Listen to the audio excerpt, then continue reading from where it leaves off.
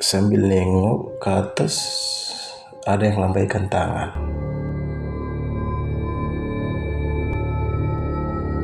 Tuh.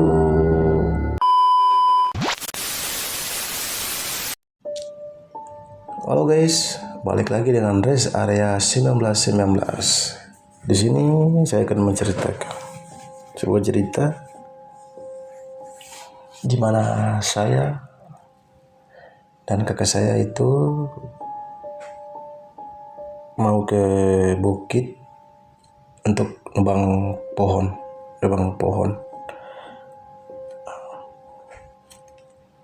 Di sini waktu itu kakak saya sudah duluan nebang kayu ke lokasi di desa Sumai. Jaraknya lihat lumayan jauh sih, sekitar 30 menitan lah kalau pakai motor. Kalau jalan kaki lebih jauh. Jadi saya menuju ke lokasi sana, itu kakak saya itu sudah di lokasi lagi nebang pohon. Terus ada pohon dipotong, itu dibikin balok-balok, mau turun ke lokasi di jalan karena ini kan di bukit.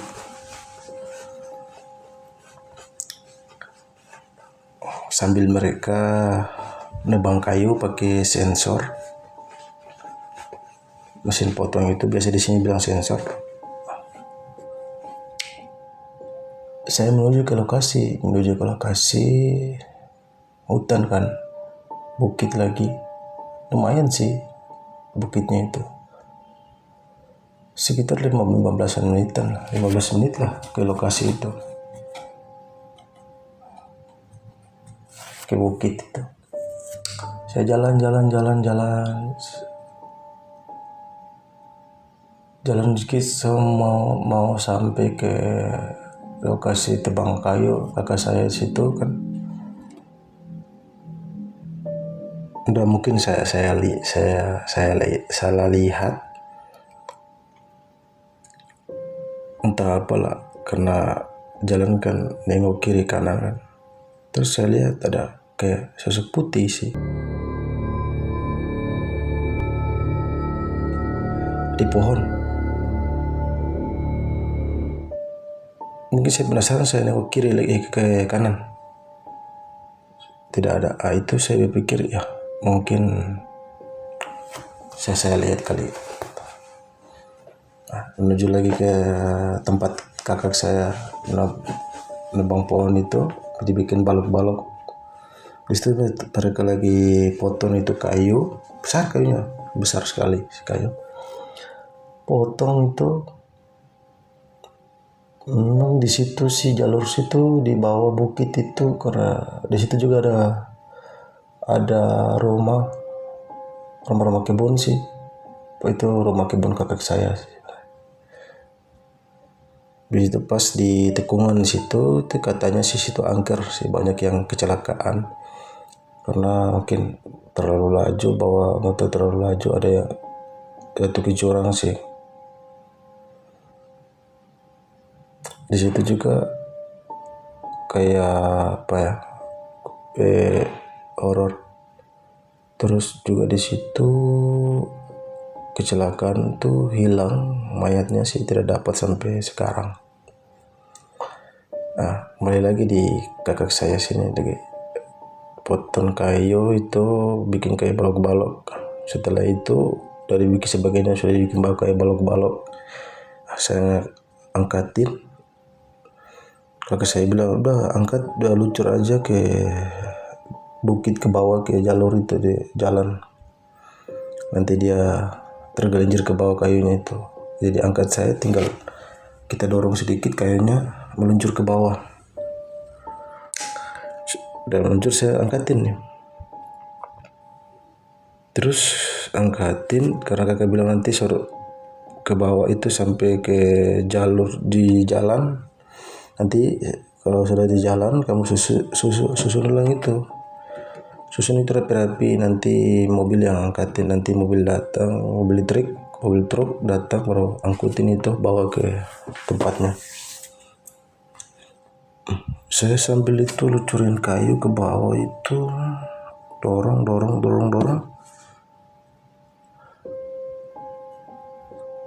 Waktu itu udah hujan-hujan gerimis sedikit lah, hujan gerimis. Saya lucur kan, terus saya lihat ke bawah di aspal jalur situ kayak ada yang lewat. Terus saya bilang di kakak saya, "Kak, itu apa tadi tuh? Ada yang lewat." Jawab. Nah terus kakak saya ini berpikir, itu mungkin orang mau pulang mau balik dari kebun, kayaknya itu mau pulang. Karena sudah jam berapa ya? Jam 11 ya, jam 11. Lanjut jam 11 lanjut lagi kan, mumpung kayak sudah basah tuh, mumpung lebih terusin aja potong kayu itu, kasih selesai itu baru sekalian istirahat. Lucur tiba-tiba ada yang lewat, tapi yang lewat itu susuk yang sama, seorang perempuan. Nah di sini saya sudah mulai takut sih, karena posisi mana ada perempuan putih terus bajunya sampai ke aspal, kayak bajunya seperti gaun sih, kesirat-sirat begitu, gaun kan kepanjangan sih kayak gitu.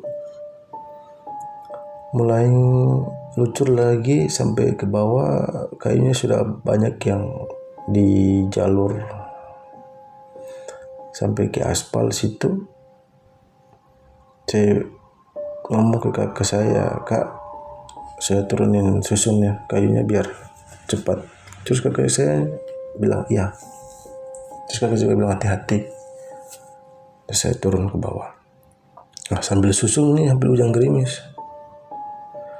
saya susun kayu di samping jalan itu, agak di rumput-rumput sedikit sih. Susun. Jadi saya susun sambil agak ke atas ke kakak saya, jangan sampai tiba-tiba kakak saya buang lucur kayu ke bawah, kena kan, takutnya kena saya. Tapi susun sambil angkat bikul susun, tapi mata saya ke bukit terus, takutnya kayu tiba-tiba lah. Sambil nengok ke atas, ada yang lambaikan tangan.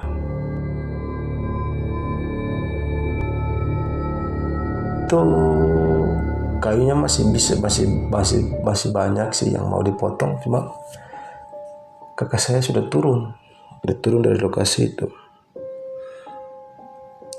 Terus turun ke lokasi, dari lokasi turun ke saya, menuju ke saya. Disamperin saya, dia bilang, "Tadi kakak lihat sesuatu, lihat perempuan tadi." Nah, terus saya bilang, "Iya Kak, saya juga lihat itu di atas, di situ di pohon situ." Soalnya udah jam 12, tapi hujan gerimis, kayaknya sih waktunya itu.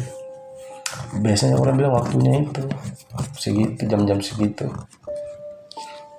Ya.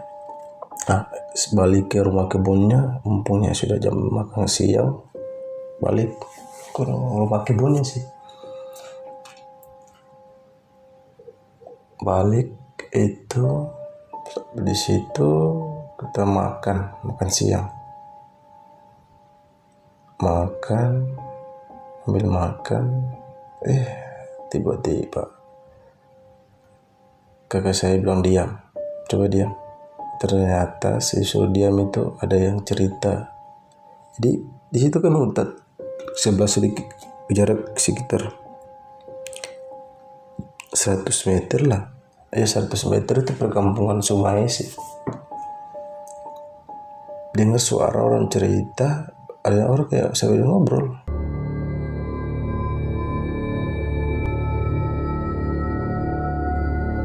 Terus orang sambil ngobrol,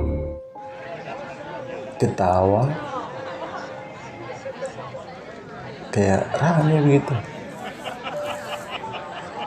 Terus saya bilang, diam aja, dengerin aja. Setelah makan habis, duduk sedikit, istirahat. Jam 1 kita setengah 2 lah. Kakak saya bilang ayo lanjut. Kita menuju ke lokasi tadi untuk kasih selesaikan pekerjaannya. Kakak saya ini untuk potong kayu, potong, terus setelah itu selesai potong, kakak saya itu belum tidak terjadi apa-apa sih. Setelah selesai potong, dikasih turun ke bawah karena kayunya berat sih. Jadi yang ini agak besar, karena berapa ukurannya itu saya lupa.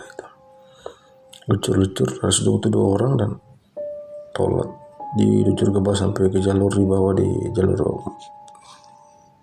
mobil, sampai jalur mobil di aspal. Kakak saya dan saya turun itu kita sambil susun kayu karena mesti berdua, karena berat sih, karena ukurannya beda yang tadi sama saya lucur itu kayunya agak kecil, ini agak besar, jadi harus butuh 2 orang. Di situ menjelang sore sih, sudah hampir maghrib sih. Di situ kakak saya bilang, aduh kita balik, sudah mau kita balik ke rumah kebun. Kakak saya ngomong kayak gitu kan, kita kan semua, jadi baliklah kita di sana, angkat peralatannya semua, alat sensornya itu, alat penebang kayunya itu dia pikul. Udah jalan saya bawa sisa bekal, cuma roti sama apa ya, minuman kuah sih, air di botol gitu. Jalan pulang maghrib, duduk di situ santai dulu, mandi bersih badan sedikit, mandi dulu maghrib.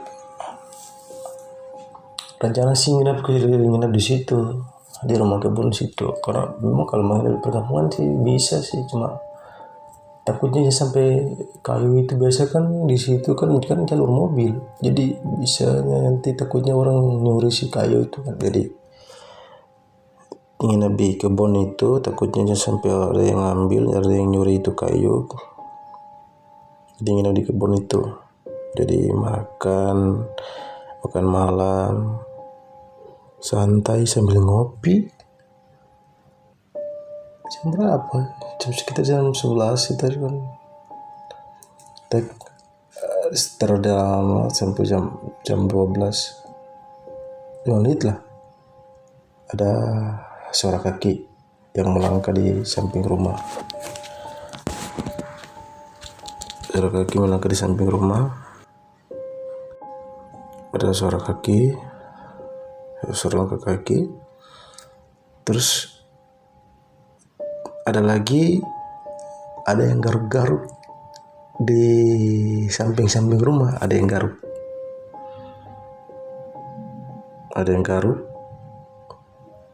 terus tiba-tiba bunyi lagi di atap,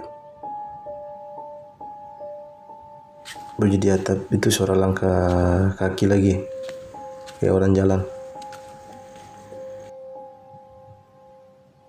Terus dengar lagi orang nangis.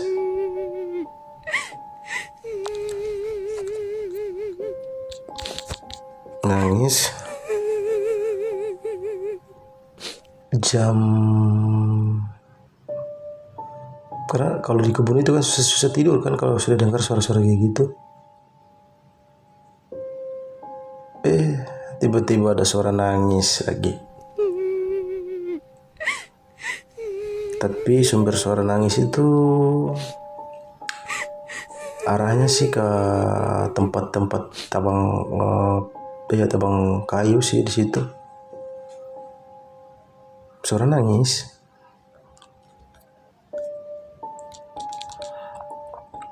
Karena sudah takut kan. Kakak saya juga ajak saya masuk ke kamar. Di situ bermacam-macam gangguan sih malam itu. Ada yang lemparin sih pakai batu.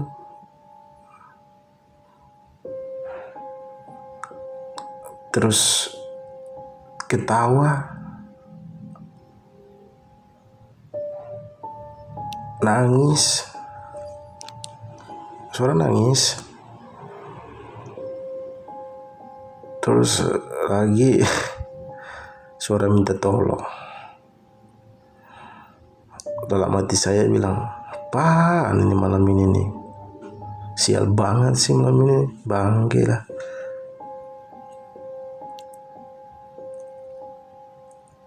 Akhirnya di situ kita tidur, saya dan kakak saya tidur itu udah jam 4 subuh baru bisa tidur karena ganggu-ganggu terus kan. Tidur di kamar dikunci. Punya kakak saya bilang kalau dengar suara sih cuek-cuek saja, mau dipanggil mau diapa cuek. Iya kan, cuek, supaya jangan terjadi apa-apa.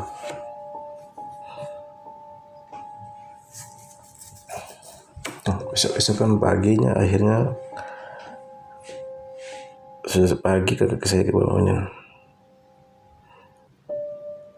periksa di belakang istri ada langkah jejak kaki. Dia bilang, aduh semalam ini memang sial banget sih.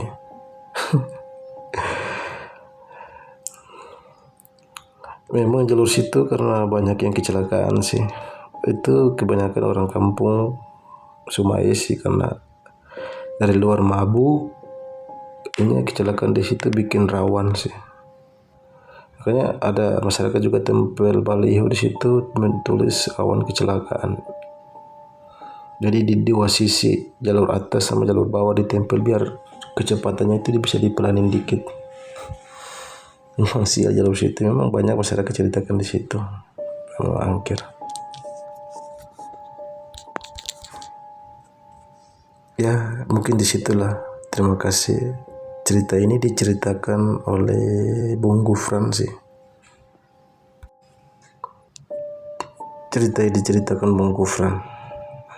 Ya terima kasih buat teman-teman yang sudah nonton. Terima kasih banyak. Jangan lupa subscribe, komen. Jika teman-teman ada cerita lagi yang mau diceritakan seperti Bung Gufran, bisa kirim ke nomor kami yang ada di akhir video ya teman-teman. Terima kasih.